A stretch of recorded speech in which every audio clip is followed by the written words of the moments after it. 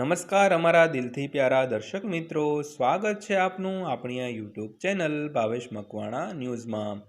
તો બધાને જય શ્રી કૃષ્ણ, જય માતાજી, હર હર મહાદેવ। આજના વિડીયોમાં, આજની આ માહિતીના વિડીયોમાં તમારું ખૂબ ખૂબ હાર્દિક સ્વાગત છે। તો આજની માહિતીમાં આપણે વાત કરવાના છીએ તો 2006 પછી નિવૃત્તિ પામેલ પેન્શનરોને ધ્યાનમાં લઈને સરકારે કરી છે સૌથી મોટી જાહેરાત। તો મિત્રો, શું જાહેરાત કરી છે તેની આપણે વિડીયોમાં વિગતે ચર્ચા કરવાના છીએ, એટલે વિડીયો તમે ખાસ અંત સુધી જોઈ લેજો। આપણી આ યુટ્યુબ ચેનલને તમે સબસ્ક્રાઈબ ન કરી હોય તો ખાસ આપણી આ યુટ્યુબ ચેનલને સબસ્ક્રાઈબ તો કરી જ લેજો, કારણ કે તમારી ઉપયોગી રોજે રોજ માહિતી તમને આ ચેનલમાં મળી જવાની છે। તો શરૂ કરીએ આજનો વિડીયો। તો 8મા પગાર પંચ હેઠળ કેન્દ્રીય કર્મચારીઓના પગારમાં સુધારો કરવામાં આવશે। તો પગાર સુધારાને કારણે કર્મચારીઓના પગારમાં મોટો વધારો થવાનો છે। તો કર્મચારીઓના પગારમાં 2.5 ગણાથી વધુનો વધારો થયો હોવાનો આંકડો બહાર આવી રહ્યો છે। તો પગાર વધારો કર્મચારીઓના મૂળ પગારના આધારે થશે, તો કર્મચારીઓને આનાથી ઘણો ફાયદો પણ થશે મિત્રો। તો જાન્યુઆરીમાં કેન્દ્રીય કર્મચારીઓ માટે 8મા પગાર પંચની રચનાને મંજૂરી મળ્યા બાદ હવે નવા પગાર પંચની રચનાની પ્રક્રિયા ચાલી રહી છે। તો કેન્દ્રીય કર્મચારીઓના પગાર અલગ અલગ હોય છે, તો દરેકના મૂળ પગારમાં વધારો કરવામાં આવશે। તો 8મા પગાર પંચ હેઠળ કર્મચારીઓને 92થી 186% વધારો મળી શકે છે। તો ચાલો જાણીએ કે નવા પગાર પંચમાં કર્મચારીઓનો પગાર કેટલો હશે મિત્રો। તો સૌથી પહેલાં વાત કરીએ તો કમિશનની ટીમ બનાવવામાં આવશે। તો હોળી પછી કેન્દ્ર સરકારના કર્મચારીઓને મોટી ભેટ મળવાની છે। તો સરકાર આવતા મહિને એપ્રિલ સુધીમાં 8મા પગાર પંચની રચના કરી શકે છે, તેની પ્રક્રિયા શરૂ થઈ ગઈ છે। તો નવા પગાર પંચ માટે એક ચેરમેન અને 2 સભ્યોના નામોની મંજૂરી આપી શકાય છે। ત્યારબાદ વાત કરીએ તો કર્મચારીઓના પગારમાં થશે જંગી વધારો। તો 8મા પગાર પંચના અમલ પછી કર્મચારીઓના પગારમાં મોટો વધારો થવાની શક્યતા છે। તો જાન્યુઆરીમાં મંજૂરી મળ્યા પછી કર્મચારીઓ માટે અલગ અલગ આંકડા બહાર આવી રહ્યા છે। તો કર્મચારીઓ પણ જાણવા માટે ઉત્સુક છે કે તેમનો પગાર કેટલો વધશે।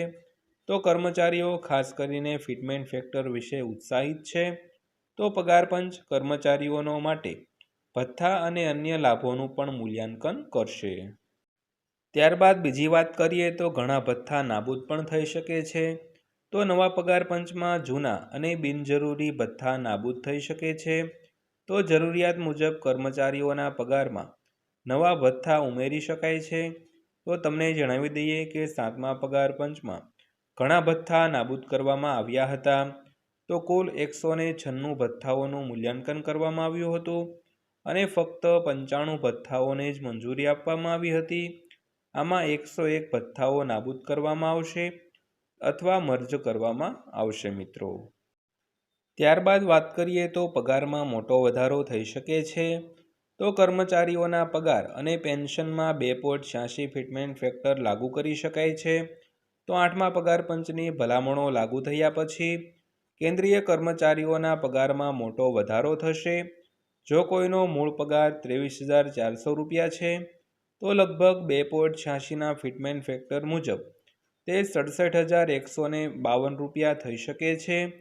તેવી જ રીતે જો કર્મચારીઓનું લઘુત્તમ પેન્શન 11,000 રૂપિયા છે તો 2.86ના ફિટમેન્ટ ફેક્ટર સાથે લગભગ 31,460 રૂપિયા થઈ જશે મિત્રો। ત્યારબાદ વાત કરીએ તો ઓછામાં ઓછો 92%નો વધારો શક્ય છે।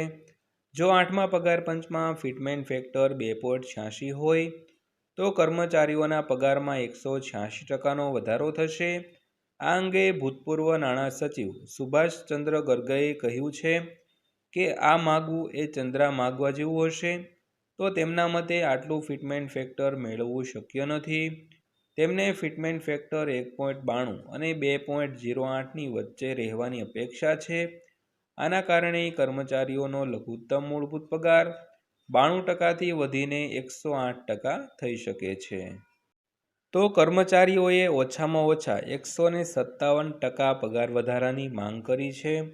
તો સરકારી કર્મચારીઓના પગાર વધારા માટે વિવિધ ફિટમેન્ટ પરિબળો ઉભરી આવ્યા છે.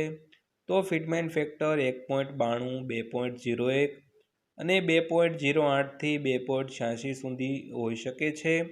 તે જ સમયે કર્મચારીઓ માંગ કરી રહ્યા છે કે ફિટમેન્ટ ફેક્ટર ગયા વખતની જેમ ઓછામાં ઓછું 2.57 રાખવું જોઈએ, એટલે કે 157%નો વધારો.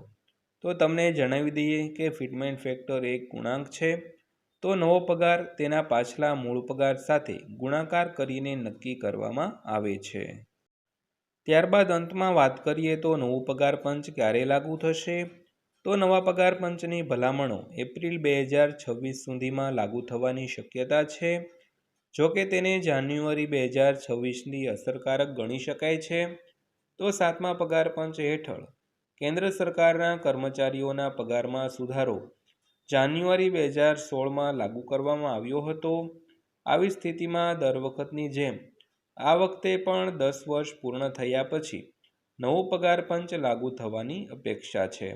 તો મિત્રો, આ હતી આજની માહિતી પસંદ આવી હોય તો વિડીયોને લાઈક કરજો અને રોજે રોજ આવા જ વિડીયો જોવા માટે આપણી આ યુટ્યુબ ચેનલને અત્યારે સબસ્ક્રાઈબ કરી લેજો.